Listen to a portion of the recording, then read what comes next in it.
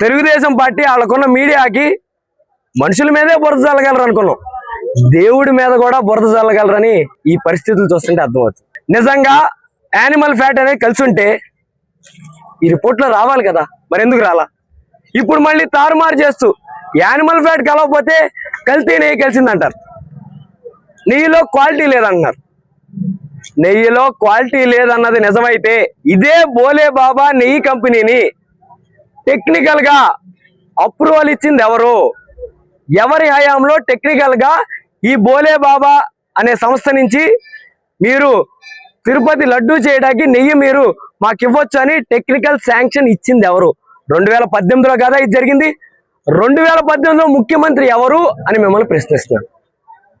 అలాగే మీరు తీసుకున్న శాంపుల్ అనేది ఏదైతే యానిమల్ ఫ్యాట్ కలిసిందని అబద్ధాలు ఆడారో ఆ శాంపుల్ తీసుకున్న జగన్ గారి హయాంలోనా, చంద్రబాబు గారి హయాంలోనా? తీసుకున్న శాంపుల్ జూలై మాసంలోనో జూన్ మాసంలో 2024. అప్పుడు ముఖ్యమంత్రి ఎవరు? అంటే మీ హయాంలో శాంపుల్ తీసి దాంట్లో ఏమన్నా తప్పులు కనిపిస్తే జగన్ గారి మీద రుద్ది చేయాలి. ఏమన్నా సంబంధం ఉందా? 2024లో మీ హయాంలో వచ్చిన శాంపుల్లో తేడాలు ఏమన్నా ఉంటే అది జగన్మోహన్ రెడ్డి గారి ప్రభుత్వానికి ఎట్లా వస్తుంది? లోకేష్ గారు పెట్టిన ట్వీట్ మీకు చూపిస్తాను, ఇదిగోండి.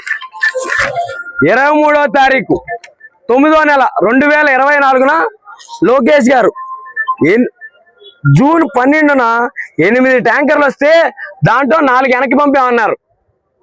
అంటే ఆ 4 ట్యాంకర్లు లోపలికి వెళ్ళినట్టే కదా. 8 ట్యాంకర్లో 4 వెనక్కి పంపామంటే 4 లోపలికి వెళ్ళినట్టే కదా.